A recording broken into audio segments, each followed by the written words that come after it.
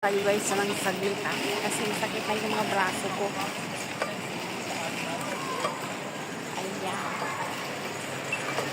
Buti dito sa part meron siyang ano. Hindi kasi iangat itong ano ko, itong braso ko sa lamig yata.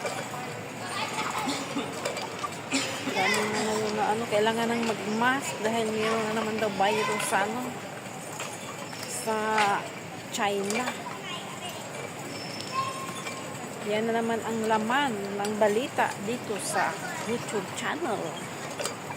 Alam mo na, pagka may mga ganitong updates ay nagkakandarapa ang mga vloggers. Isa na rin ako doon. Kailan pa yun mapuno yung alkansya ko sa YT? Oh my God. Ang $100 abutin din ng isang taon. Oh, God. Oh, no. Mas malaki pa yung gastos ko sa internet, guys. Mabuti na lang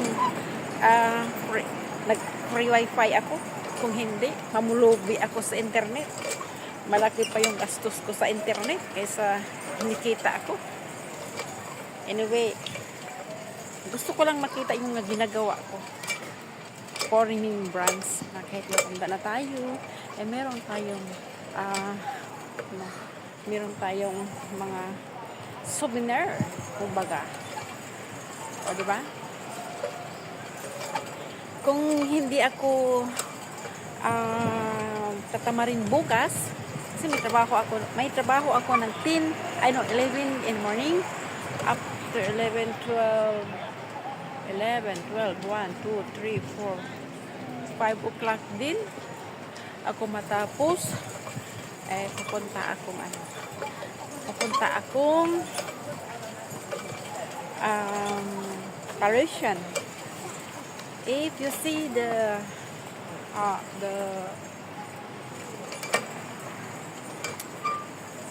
fireworks there in Parisian, it's very beautiful, right? So now I just remove the music because it's copyright and block so many countries.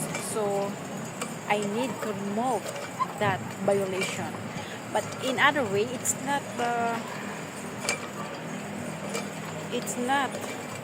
a problem in my YouTube channel. My YouTube channel is not affected about that an ineligible or the monetization because just the music copyright. Okay? So guys, kailangan ko itong gawin para magiging energetic yung mga balikat ko.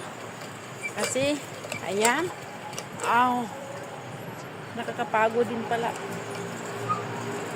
Okay?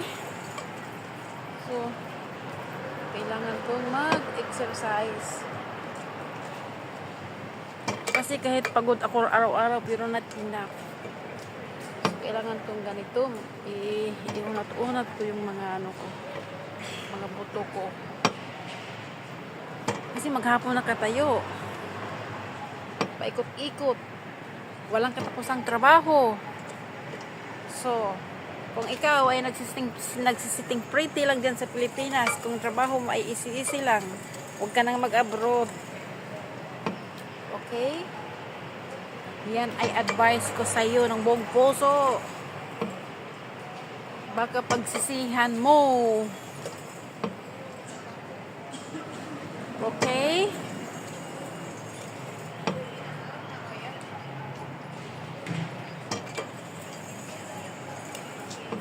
Luha at pagod guys ang buhay ng OFW. Hindi ka lang mamroblema sa amo, pati mga anak ng amo. Okay? It's true, 100%. Hindi sa dini-discourage ko yung mga nagbabalak mag-abroad. Okay?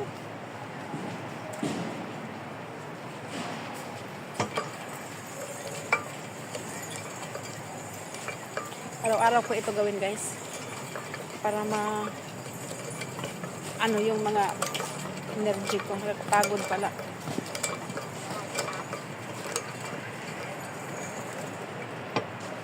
kabila sana, oh, malaki yun. Yung malaki yun ang maganda.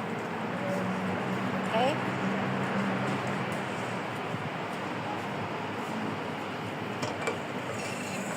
Mga matanda na kailangan iunat-unat natin ang ating mga muscle kasi hindi sapat yung umiikot-ikot tayo sa trabaho, hindi po sapat yun. Okay? Kailangan ko ano yung mga balikat ko. Nakakapagod talaga, oh. Pero yung Diyos ko Lord, inaantok na ako, napapagod, gutom, pero ayokong matulog ng gutom. Okay? So anong oras na? May 10 minutes na yata ako dito, wala pa. So wala pa guys, 5 minutes pa lang ako, pero napagod na yung mga balikat ko. Okay? 10 minutes.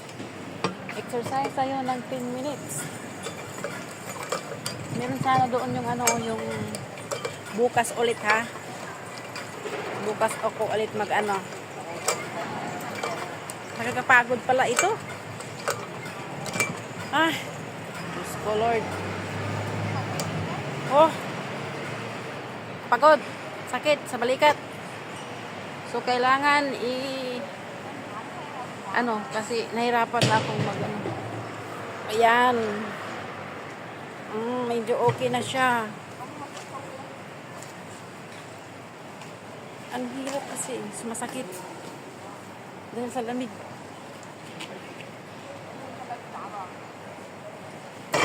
Christmas pa dito, hindi pa nila tinatanggal, oh. Ayan, masakit kasi eh.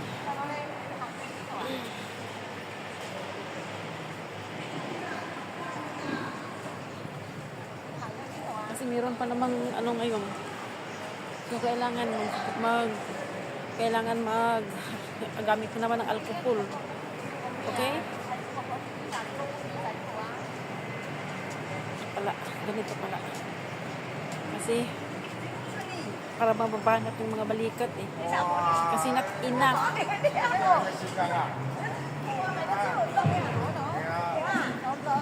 Not enough.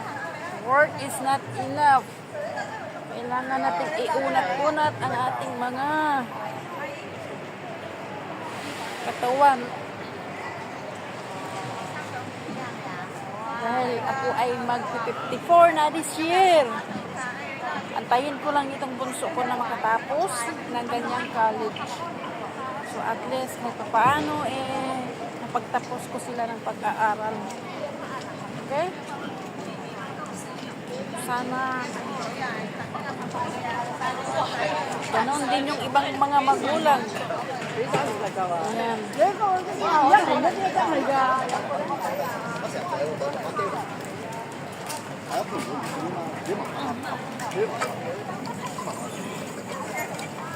Every night ko na ito gagawin guys. Bukas doon ako sa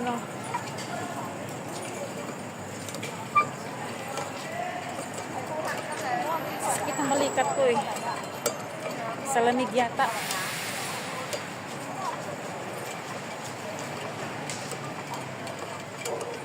So wala pang 10 minutes. 8 minutes and 56, 57, 58.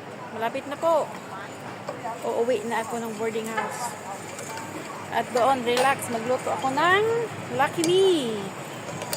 Instant Pancit Canton. Product of the Filipino.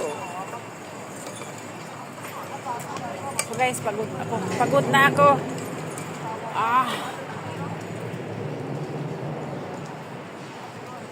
Pagod na pagod din pala yung magganito. Nung pumayat ako, nag-i-exercise ako guys.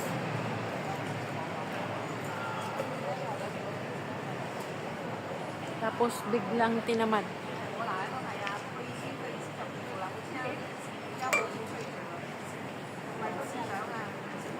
Yan, medyo okay na siya, kaya ko na siyang igalaw.